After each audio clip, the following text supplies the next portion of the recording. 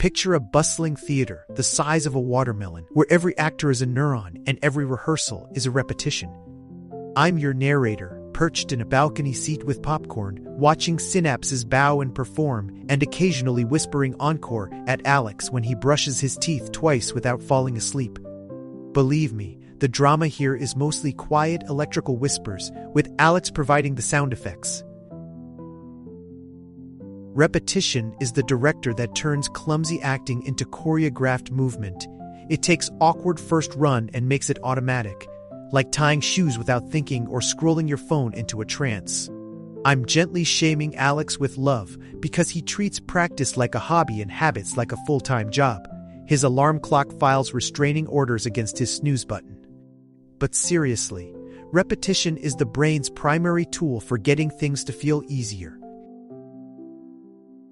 Meet the basal ganglia, not a rock band, regrettably, but the neural group that loves routines and automation more than Alex loves pizza on Fridays. I'm narrating like a backstage tour guide, pointing at this region and explaining it takes rehearsal notes from cortical leaders and turns them into habitual performances without fuss. Think of it as the brain's rehearsal manager who whispers, "You got this," and saves you the mental energy. Synapses choose who to keep in their VIP club based on how often they show up to the party, a principle known as use it or lose it.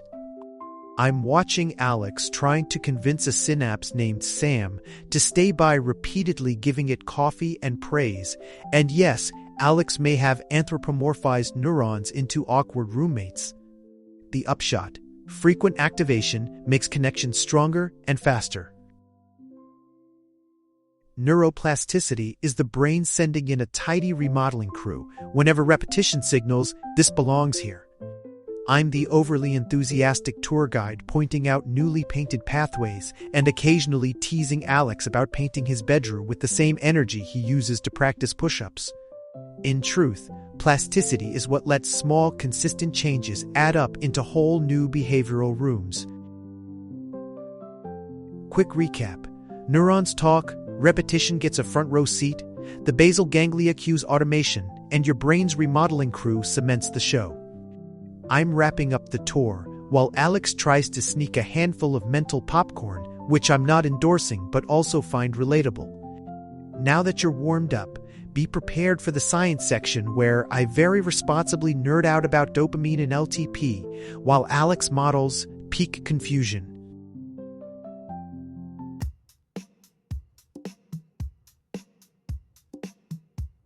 Here's the trio that runs your habits. Cue, routine, reward, like a sitcom trio where the punchline keeps repeating.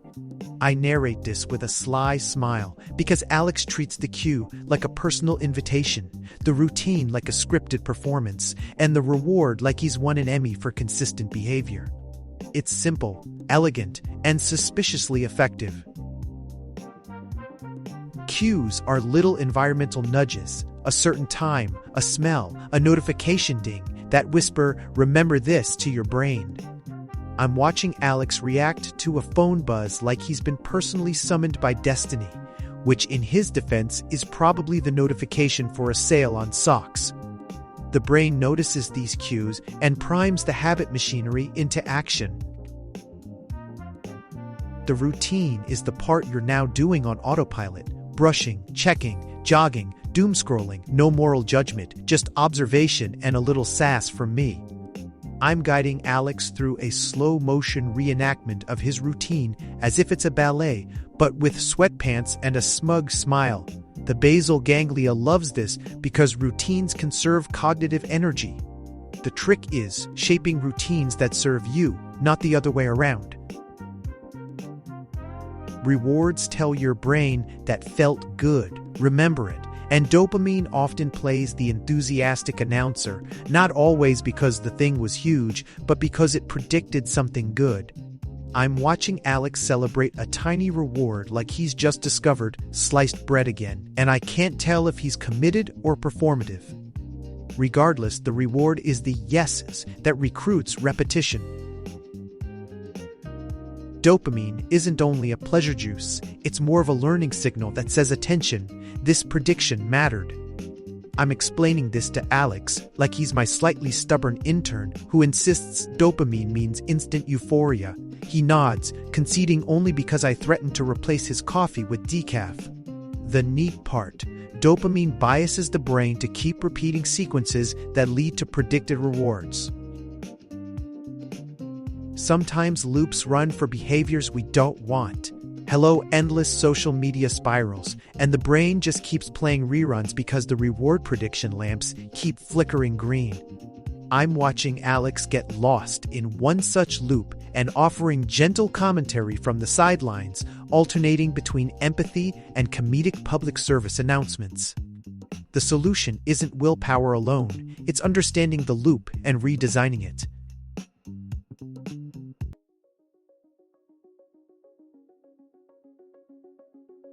Long-term potentiation, or LTP, is the fancy name for synapses getting better at talking to each other after practice. I explain it like a friendship. The more you hang out, the more inside jokes you share, and the faster you understand each other, except in the brain, and less pizza involved. Alex hears potentiation and asks if it's a superpower. I tell him only sometimes, and usually it requires repetition and patience. At the molecular level, calcium enters synapses and tells AMP receptors to move to the front row, making the synapse more responsive. It's like reserving VIP seats for the best signals. I narrate this while Alex imagines a tiny velvet rope being lowered for his favorite neurons, which, I'll admit, is a charming mental image. The key point: repetition reliably triggers these molecular shifts so connections last longer. As routines become habitual, control shifts from slow, effortful thinking to fast, automatic processes, freeing conscious bandwidth for other tasks, like composing witty internal monologues about Alex. I'm juggling metaphors here. Think manual versus automatic transmission, with Alex stubbornly insisting he prefers manual because of characters. For most of us, automaticity is a blessing. It saves brainpower for novel problems. Myelin wraps around axons like insulation, and the more we practice, the thicker the insulation can get. Signal traffic moves faster, like upgrading from dial-up to broadband. I mention this while Alex checks his own hair for natural myelin, and I promise him it's internal, not a new shampoo. The end result: repeated practice doesn't just strengthen synapses, it optimizes entire networks for speed and reliability. Chunking is when the brain bundles steps into a single unit, like turning a 3-step coffee routine into "make coffees" as one mental command. I narrate a slow-motion sequence of Alex converting a clumsy morning ritual into a single, heroic gesture, and note that his flair for drama helps illustrate chunking perfectly. It's one of the brain's favorite tricks for saving effort during repetitive tasks. Quality matters. Deliberate, focused repetition beats mindless repetition for building robust habits. And yes, I say this while watching Alex practice push-ups with perfect form half-heartedly. I'm gently roasting him because he tries to cram habit building into 2 frantic sessions and expects miracle results. Aim for consistent, attentive practice for neural changes that stick.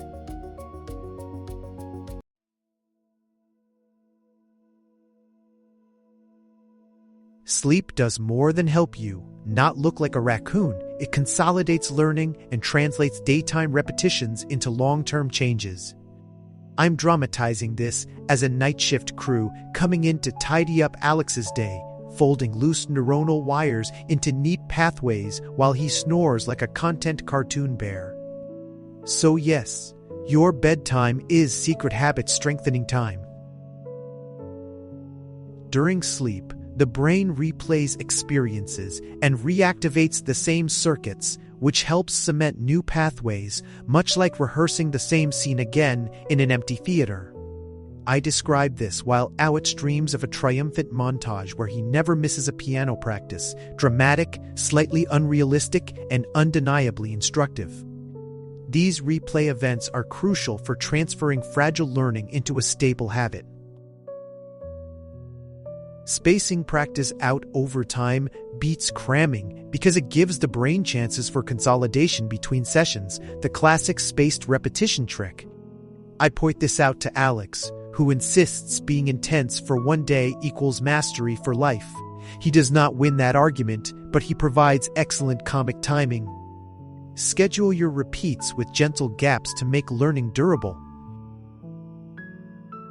Immediate rewards boost repetition because the brain likes a quick confirmation that the action led to something good, while delayed rewards can be harder to link to the action. I illustrate this by giving Alex a tiny instant sticker for doing 2 jumping jacks, and then asking him to wait a week for a bigger prize. His face says it all. Use immediate micro rewards to kickstart new habits, then fade them out. There are optimal windows for practice that align with nap cycles and sleep. Training too close to bed may help consolidation, but also disrupt sleep if it's cortisol heavy. I gently tease Alex about his habit of midnight workouts followed by espresso, then explain the nuanced balance between practice timing and restorative sleep. Plan practice with your sleep cycle in mind for maximal consolidation. Short naps can provide mini consolidation boosts and replay opportunities for recently practiced actions, like pressing a fast-forward button on learning. I talk this over with Alex, who insists he nap practices by visualizing his guitar riffs. I don't correct the technique because his visuals seem to work and it's entertaining. Try short naps as strategic amplification for tricky habits.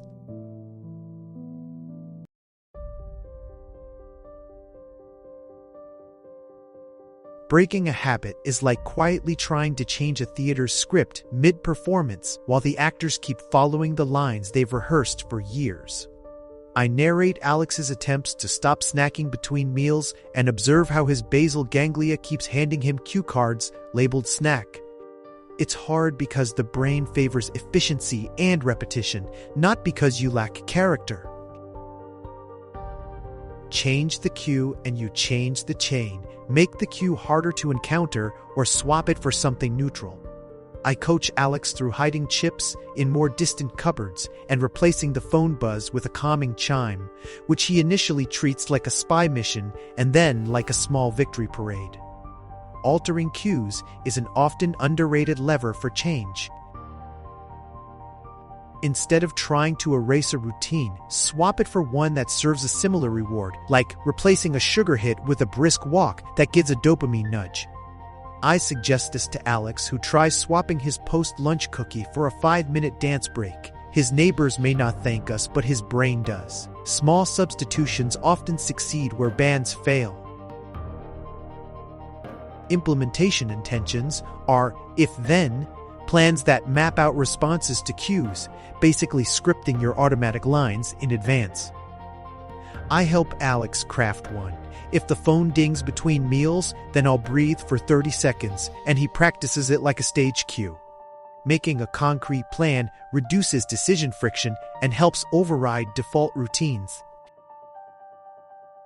Start with a small, tangible reward for the new routine and then fade it out as the habit gets internalized, like training wheels that slowly come off. I narrate Alex celebrating tiny wins with mini stickers and eventually feeling proud without them, which is adorable and effective. The goal is to move the reward from external to internal over time. Relapses happen and they are data, not verdicts. Each stumble tells you which cue or context still needs redesigning. I comfort Alex like a supportive coach when he slips, reminding him to treat the relapse as a signal rather than a permanent identity shift. Learn, adjust, and keep going. The brain responds to persistent, informed nudges.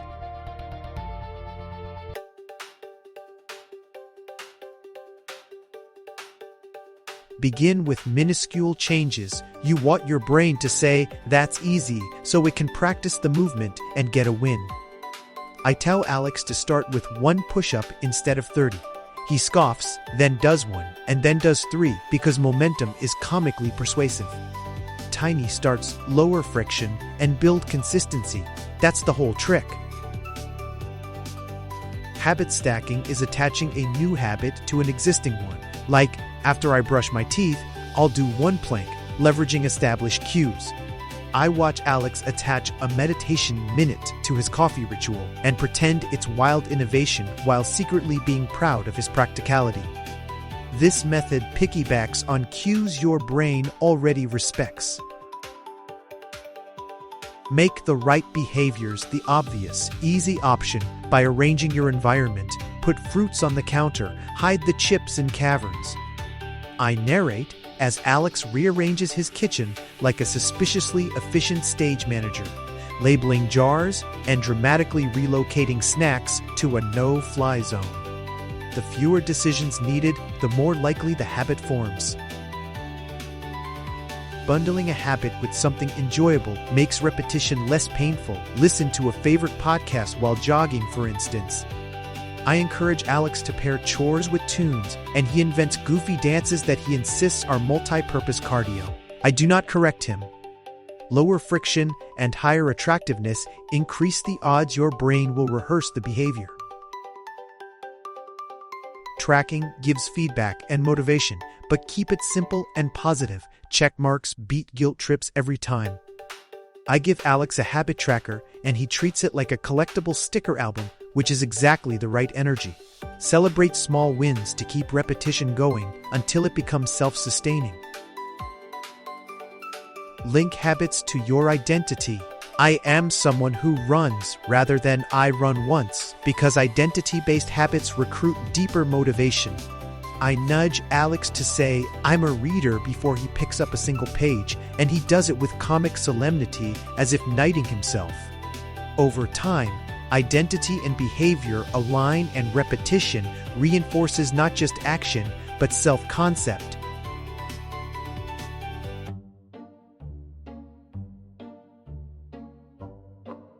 Perfectionism tells you to wait until conditions are perfect and then waits forever, a great recipe for non-habits.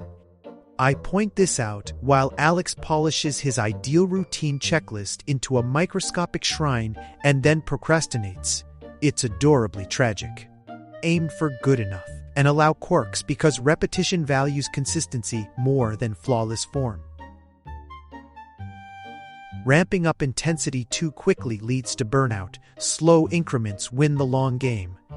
I tell Alex to stop turning a gentle habit into an Olympic trial overnight. He does it anyway, collapses onto the couch, and vows to rediscover moderation, which is both dramatic and instructive. Build habits like you plant trees, not like you're trying to grow a forest in a day.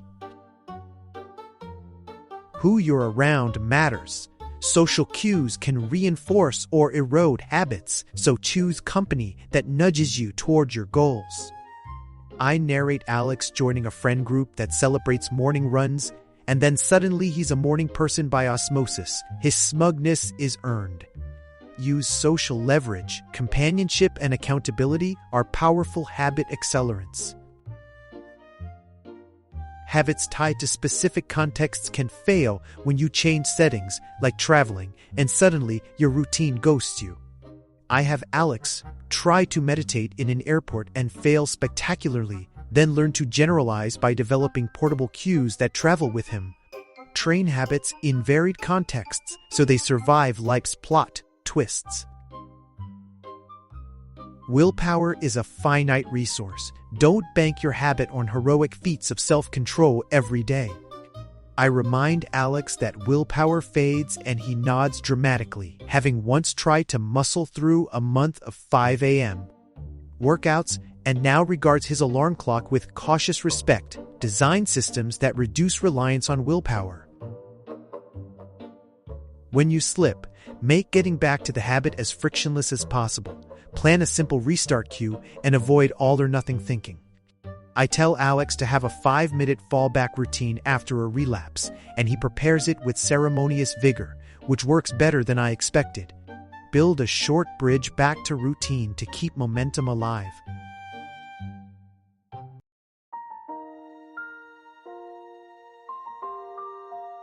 Here's the short version.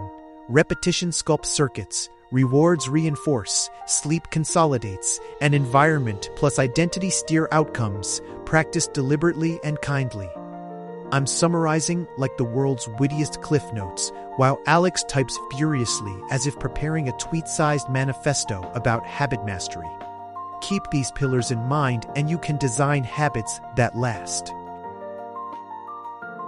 Tonight, pick one tiny habit, attach it to an existing cue, give it an immediate small reward, and set a tiny tracker. That's your mini plan. I hand Alex a literal tiny plan on a napkin and watch him treat it like a treasure map. His enthusiasm is infectious and slightly theatrical. Start small, be consistent, and let the brain do its slow, brilliant work. Celebrate progress, not perfection. Small celebrations fuel repetition without turning into an all-night party. I prompt Alex to celebrate with one tiny happy dance, and he gives a full Broadway number, which I gently rein in but secretly love. Regular, modest celebrations create positive feedback loops without derailing the process. Remember, your brain is malleable. Habits aren't fate. They're work in progress, sculptures you can reshape with repetition and smart design. I deliver this line like a pep talk, while Alex nods solemnly and then immediately tests a new microhabit, which is exactly the point. With patience and strategy, you can rewire for better routines.